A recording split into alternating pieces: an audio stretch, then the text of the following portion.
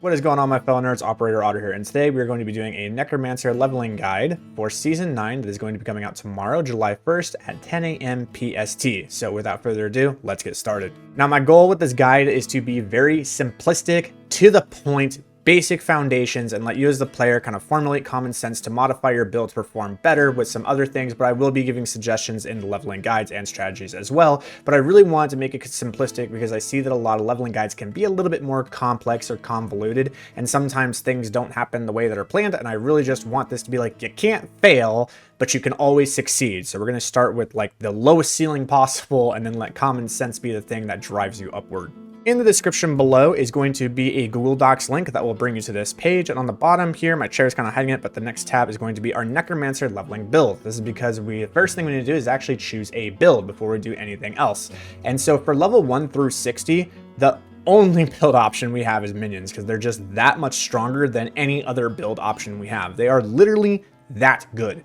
So, my homeboy, Ruse Cruz, this is completely his build. All build credit goes to him. He has provided us everything. We can go right here, click on the link, and bam, just brings you up to it. Read through it, try to understand it, get everything going. Make sure that when you go to the skill tree, that you go to the leveling path portion, and it just has everything for you. The man has done all the work. He is a very well-respected, very well-known, and very efficient player. So, yeah.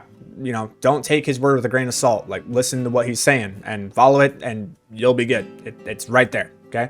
All right. So from there, what we need to do is then we need to actually choose the build that once we hit level 60, what are we going to do for Torment 1 to Torment 4? So there are 4 builds that we can choose when we're doing our Torment 1 to Torment 4 journey, and I have labeled them out in tiers, and this tier is based on 2 factors. 1, the ease to actually gear it, and 2, the actual efficiency it has at completing the content that we have in the game for Season 9.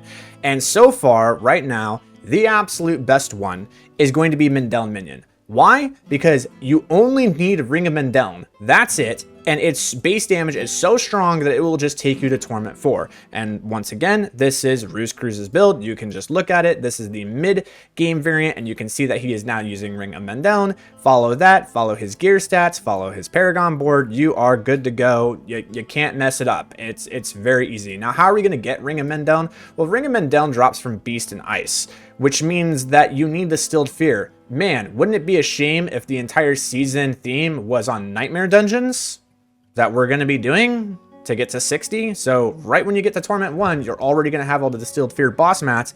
You can go get your Ring of Mendeln, and yeah, you're in Torment 4. Like, I don't know what to say, guys. It's like peanut butter and jelly, right? The next build on our tier list is going to be Sever. Sever only needs 2 things to function, being the Reaping Lotus's aspect and the 2 essence per second rolls on either chest, helm, or boots, just 2 out of the 3. It really is good because of the fact that it just thrives off of shadow damage multipliers that are just natural, powerful, and easy to obtain, as well as the damage profile of Sever is awesome. So the link here is going to bring you to kind of the variant that I've given, and like I said, I've given you bare bones. I'm not giving you all the stat lines you need on all the gear. You just need the essence per second. You need 2 of these. You need the Reaping Lotus, and then here's the skills, and you're good. You got the skills, you got the sacrifices, you got the Horadrim spellcraft. Things are explained here in the notes.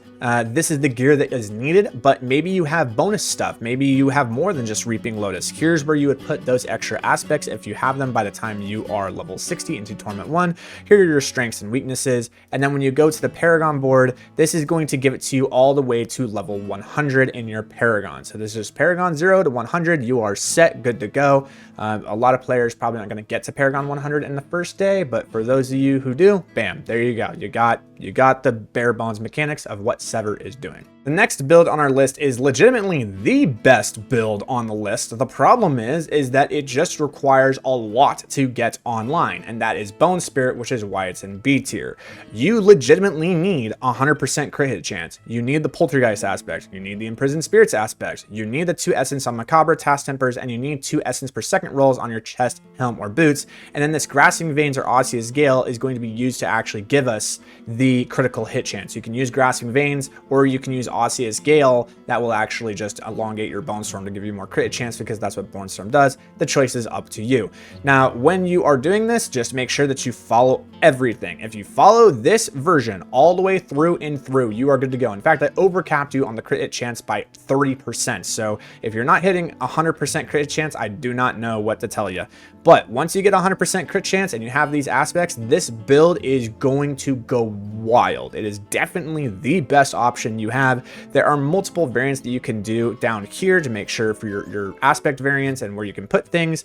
Just make sure to follow the guide right there and then. And if you have the pieces to put this thing together, put it together. It will do better than Mendeln. The last build on our list is going to be Blood Wave, which only requires 2, Kesima's Legacy and Fast Blood aspect. This is a fan favorite, but here's the problem. There was some serious overpower nerfs, and then they really nerfed the Blood Orb generation. So what happened here is that Kesima's had a bug. Now, the way that they work, if you look at Kesima's, it created a Blood Wave on each side, the left and the right. And each Blood Wave actually produced 3 Blood Orbs. So you got 3 from the left and 3 from the right for a total of 6. Well, they are fixing this, so now you only get 3 total the end. But then they're also nerfing it to go from 3 to 2. So we are going from a total of 6 Blood Orbs to 2 Blood Orbs. And I don't know if 2 Blood Orbs is going to be enough to reset Rothma's Vigor or the ultimate cooldown of Blood Wave with Fast Blood aspect for Blood Wave to actually work as efficiently as we want it to. I don't know, but it's still there. There's a build guide. If you plan on playing it, you got some resources to help you there. All right, from here, we're going to go to our leveling route instructions for Season 9. Everything here except the red is for everyone. If you're playing a Necro, follow the red. If you're not playing a Necro, don't follow the red. It's as easy as that, all right? You're going to select normal difficulty. You're then going to go get your pet from the wardrobe. You're going to go grab your mercenary, being right here. You're then going to start the seasonal quest line and continue until the seasonal powers are unlocked and you've unlocked your reputation board. As you are doing this, you're going to loot herbs so that you can craft elixirs at the alchemist when you unlock that. Now, if the season quest awards a Nightmare Dungeon sigil, we're going to immediately do that. And if it doesn't, then we're going to go do some whispers to then obtain a Nightmare Dungeon sigil to do that, because that's going to progress our seasonal quest line. Make sure to do all of the events, the cursed shrines, and the chest along the way in the Nightmare Dungeon to min-max our XP gains. If we run out of Nightmare Dungeons, we're going to go to our Helltide and we're just going to complete all of the whisper stuff in there to turn in to get another Nightmare Dungeon sigil, as well as opening the chest for the bonus XP in the Helltide. Otherwise, we just continue with Nightmare Dungeons. Now, for the Necromancers, once we're level 23, we're going to go and do Alderwood and Ulder's Cave dungeons respectively to get our reanimation and damned aspects. These are extremely powerful multipliers to our minion builds. We definitely want these. If you are not level 25 by the end of Alderwood and Ulder's Cave, just return to step 7A to 7B so that you can actually get up to level 25. Once we are at level 25, we're going to go to the Oculist, which is going to be unlocked, and we're going to place reanimation aspect into our amulet and aspect of the damned into a ring. The reason we do not place it into a weapon is because weapons are consistently upgrading and jewelry kind of stays with us all the way to level 60. Once we are level 25, our class quest will be automatically completed. 15 for other classes, 25 for the Necro. It is what it is. I don't know. That's just the way it is. From here, we're going to repeat steps 7A to 7B until we're level 50. Now at level 50, we're going to do all the strongholds on normal difficulty because it's the same experience as in hard and expert. This will get us to level 60. Otherwise, you can actually just keep doing the XP sigils with Forgotten Wisdom affix. This is what it looks like on the sigil. You want the Forgotten Wisdom affix. If you don't have this, you're just going to do strongholds. If you have these, you're going to do these instead. There's more XP in these than there are the strongholds. If you don't have these, you're not going to do these. You're going to do strongholds. Pretty easy, right?